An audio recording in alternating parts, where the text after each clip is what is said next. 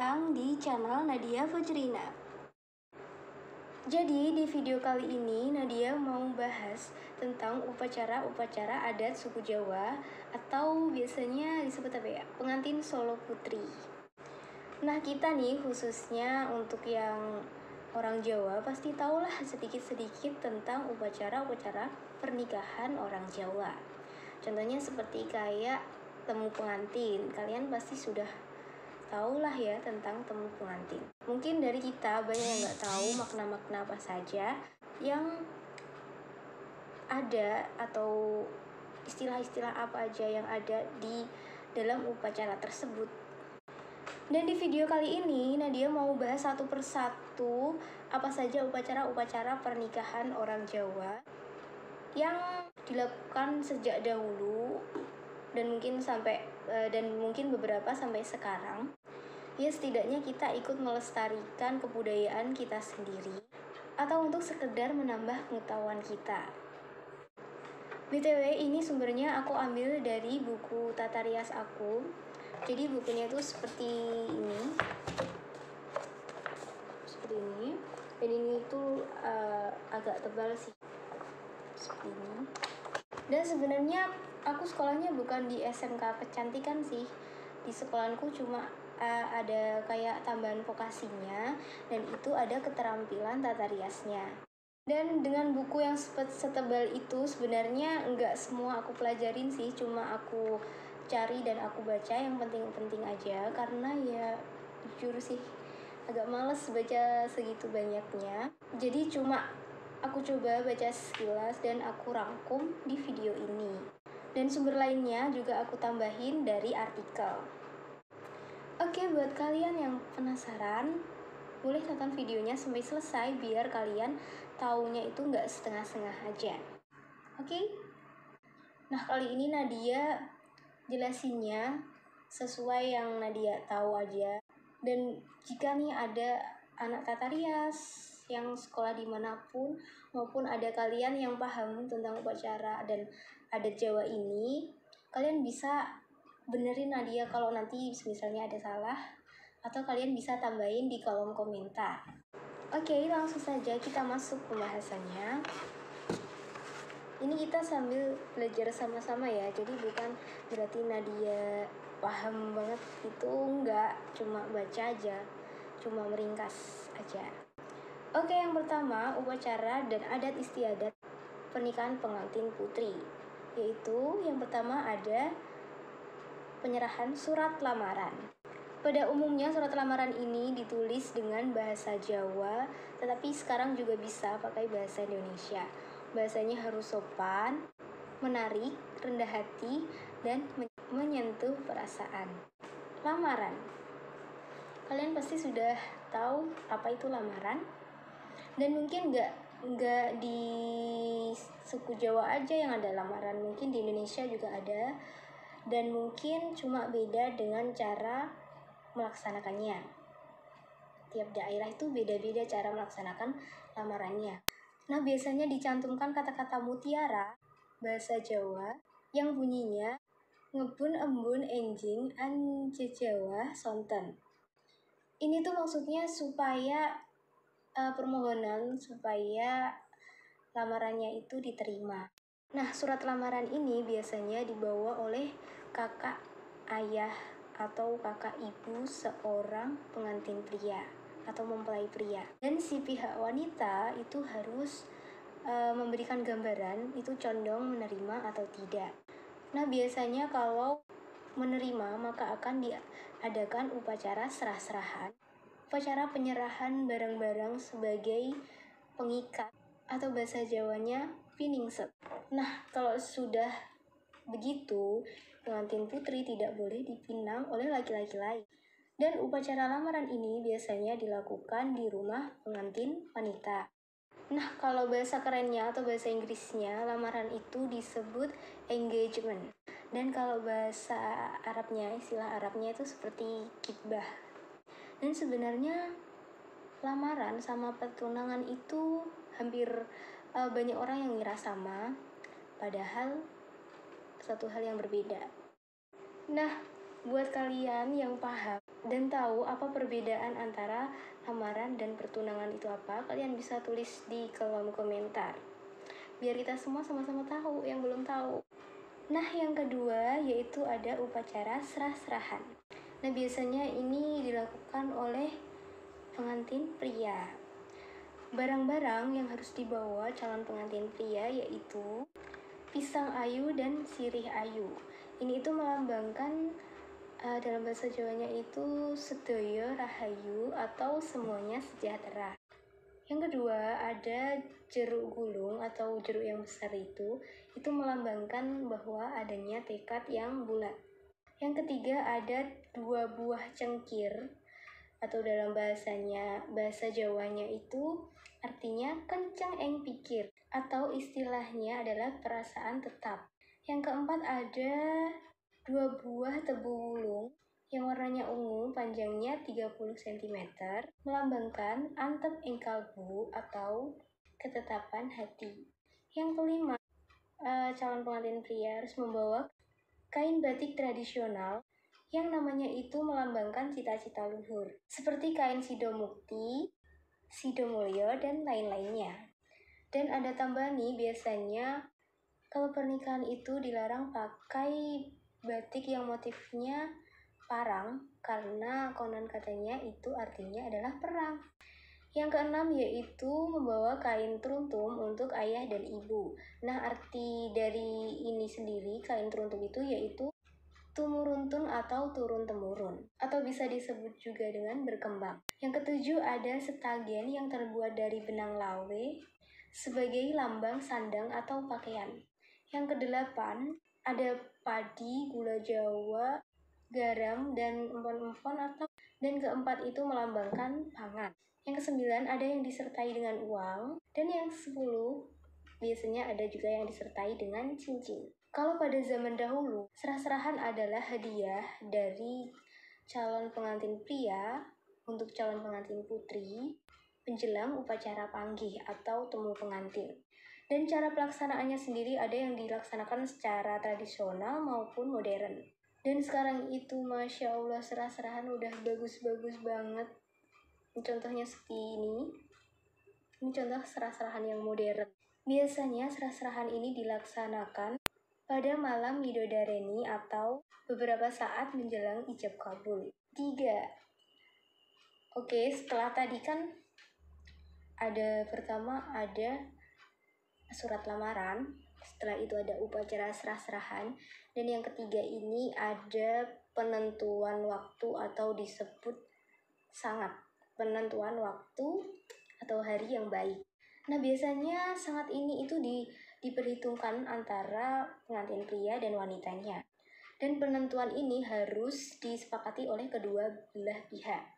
Biasanya yang menentukan ini itu adalah sesepuh yang paham caranya menentukan tanggal baik. Kalau di Jawa itu ada istilah weton nggak sih? Ada sih. Sebenarnya ada istilah itu, tapi gue juga kagak paham seperti apa itu weton. Dan apakah sampai saat ini masih dipakai juga. Dan nah, ini tuh, kan pernikahan dalam bahasa Jawa itu disebut mantu gitu ya. Nah, sebenarnya kalian tahu nggak sih arti mantu itu apa? Jadi, arti mantu itu adalah mengantu-antu, yang artinya adalah saat yang ditunggu-tunggu. Dan pengantin sendiri berasal dari bahasa Pinanganten, yang terdiri dari kata pinang dan nganten, yang merupakan pepatah bahasa Jawa, yang artinya sama dengan asam di gunung, garam di laut, dan akhirnya bertemu di dalam belanga. Pinang atau jambe adalah buah dari pohon yang tinggi. Nganten terdiri dari sirih atau kapur sirih, yaitu tanaman yang merambat di tanah atau tempat yang rendah. Pinang dan nganten ini bertemu dalam suatu pengunyahan sebagai nganten atau makan sirih. Oke, selanjutnya yaitu adalah upacara pasang taruh. Nah, upacara ini biasanya dilakukan di rumah pengantin putri, tapi kalau zaman sekarang itu bisa di mana aja ya. Contohnya di gedung juga bisa, karena mungkin halaman rumah pengantin putri itu kurang luas untuk menerima tamu yang begitu banyak. Akhirnya Apalagi di daerah perkotaan, ini pasti banyak yang memilih melaksanakannya di hotel atau di gedung. Pasang tarup ini juga disebut dengan teratak. Pemasangan tarup ini biasanya kalau zaman dulu dilakukan 7, 5, atau 3 hari sebelum pelaksanaan perjamuan atau pelaksanaan pernikahan. Tapi kalau zaman sekarang mah udah nggak ribet seperti dulu. Sekarang cukup mungkin semalam sebelum acara pernikahan. Apalagi kalau di gedung itu kan udah nggak perlu pakai tenda lagi ya, nggak perlu pakai terop lagi, nggak perlu pakai tarup lagi. Kalau pada zaman dahulu pemasangan tarup itu bahan-bahannya adalah pakai bambu sebagai tiang dan anyaman-anyaman daun nipan atau aren sebagai atap. Dan anyaman itu dinamakan BKTP. Di sekitar atap diberi hiasan berupa plisir gula Jawa, plisir gula kelapa yang terbuat dari kain merah putih merah. Kemudian di tepi atau di pinggiran atap diberi hiasan buntal melingkar. Pada kanan kiri pintu masuk diberi tumbuhan. Nah, bahan apa saja yang diperlukan untuk hiasan tumbuhan? Yang pertama ada 1 batang pisang raja atau 1 tanda dan diletakkan di sebelah kanan pintu masuk. Dan kedua ada 1 batang pisang pulut yang diletakkan di sebelah kiri pintu masuk. Yang ketiga ada cengkir atau kelapa muda. Yang keempat ada tebu wuluh. Yang kelima ada daun-daunan. Pada pintu masuk atau biasanya di apa ya? Di depan gang atau di depan jalan gitu biasanya diberi kayak janur ya. Itu sebagai tanda bahwa ada perjamuan di situ. Selain itu ada makna-makna tumbuhan yang digunakan sebagai hiasan tarup. Yaitu apa saja? Yaitu ada daun beringin. Nah, ini melambangkan arti pengayoman atau sifat melindungi. Lalu ada daun kraton yang melambangkan maton, artinya melambangkan pendirian yang tetap. Ada daun bayam yang artinya ayam atau tentram. Daun pupus yang artinya pupus atau diterima secara ikhlas. Daun pandan yang artinya sepadan atau selaras atau harmonis. Pisang raja melambangkan harapan bahwa sepasang pengantin bahagia bagaikan raja dan ratu. Pisang pulut melambangkan harapan agar sepasang pengantin akrab, mesra, dan lega. Terus ada cengkir, artinya kenceng ing pikir atau melambangkan tegas dan kuat dalam memikirkan sesuatu. Kelapa hijau melambangkan kesembuhan. Kelapa gading itu melambangkan seperti gading gajah yang artinya kokoh dalam pendirian. Dan yang terakhir ada tebu, yaitu antep ing kalbu atau hatinya tetap. Oke, selanjutnya ada upacara siraman.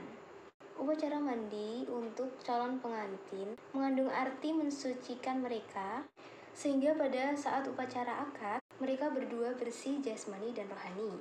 Kalau dulu lazimnya berlangsung jam 11 siang. Nah, biasanya nih sebelum melaksanakan upacara ini, yang punya rumah itu harus menyiapkan sesajen atau sajen manten lah gitu. Bahan dan alat yang harus dipersiapkan untuk upacara siraman. Pertama ada air tawar. Air tawar ini bisa air biasa atau yang hangat dan ditaburi bunga tawon. Yang kedua, 2 buah kelapa gading diikat terus dimasukkan ke dalam baknya tadi, dalam air tadi. Ketiga, ada mangir untuk membersihkan badan. Sebelum upacara siraman, sebaiknya calon pengantin perempuan itu melakukan kayak lulur. Biasanya dilulur 7 hari atau 3 hari sebelumnya. Kalau zaman dulu banget tradisinya lazimnya 35 hari. Wadaw, lama banget. Dulu memang agak ribet ya. Dan katanya kalau semakin lama itu semakin bagus. Nah, sebelum upacara pernikahan, pengantin itu dipingit selama 3 hari atau dilarang keluar gitu selama 3 hari untuk menghindari hal-hal yang tidak diinginkan. Nah, pingit ini juga disebut dengan upacara sengkeran. Yang keempat ada kendi yang berisi air wudhu, londo merang, air asam atau santan yang diberi jeruk nipis. Yang kelima ada dingklik yang dialasi dengan kloso blongkong. Dan yang terakhir ada handuk. Dan pelaksanaan upacara siraman biasanya dihadiri oleh orang yang berjumlah ganjil, bisa 7, 9, atau 11. Dan juru riasnya pun juga ikut memandikan. Nah, waktu siraman, calon pengantin boleh memakai kain motif apa aja. Dan sebelum upacara siraman, mereka harus sungkem dulu. Setelah itu duduk di dingklik dan waktunya siraman. Nah, biasanya didahului oleh ayah, ibu, setelah itu ada sesepuh, dan yang terakhir juru riasnya. Setelah diguyur, kendinya langsung dipecahkan dengan mengucap, calon pengantin wis pecah pamore, atau calon pengantin putri udah hilang daya tariknya, dia telah suci. Jadi gitu arti dari pepatahnya. Nah, sebelum melakukan atau memandikan calon pengantin itu biasanya ada doanya, tapi boleh dibaca dan boleh tidak. Dan setelah siraman, calon pengantin putri itu digendong oleh ayahnya. Maksudnya di sini bukan digendong kayak anak kecil di pundak, itu bukan ya, maksudnya digendong di belakang. Jadi pengantinnya di belakang ayahnya, terus dikasih jarik gitu, dituntun lah dari depan gitu, dituntun. Nah, itu istilahnya digendong. Dan ini itu adalah simbol ngentaske anak atau membawa anak pada kehidupan yang lebih mandiri serta membina rumah tangga sendiri. Nah, tradisi zaman dahulu itu juga ada kayak tradisi jual genting gitu, dan uangnya itu dimasukkan ke kantung lalu disimpan di tempat beras. Selain itu juga ada upacara jual dawet kalau zaman dulu ya, mungkin kalau sekarang udah nggak ada, udah jarang banget kayak gitu. Dan kalau zaman dulu itu biasanya dilaksanakan jam 12 siang. Matahari dalam keadaan memuncak yang melambangkan, dan dodol dawet ini sendiri melambangkan kemeruwet atau berdesakan, mengandung harapan agar perjamuan itu banyak tamunya. Nah, setelah itu ada meratus rambut, yaitu dilakukan setelah upacara siraman. Bahan dan alat yang harus disiapkan adalah pendupan atau anglo khusus untuk meratus. Ada bubuk ratus, ada gula pasir, dan ada kipas. Cara melakukannya, perias itu menyisir rambut pengantin putri, lalu meletakkan handuk di atas kepala, lalu anglo yang telah diberi api ditaburi ratus dan gula pasir. Penggunaan handuk digunakan untuk menahan asap. Mungkin maksudnya biar rambutnya itu cepat kering gitu ya.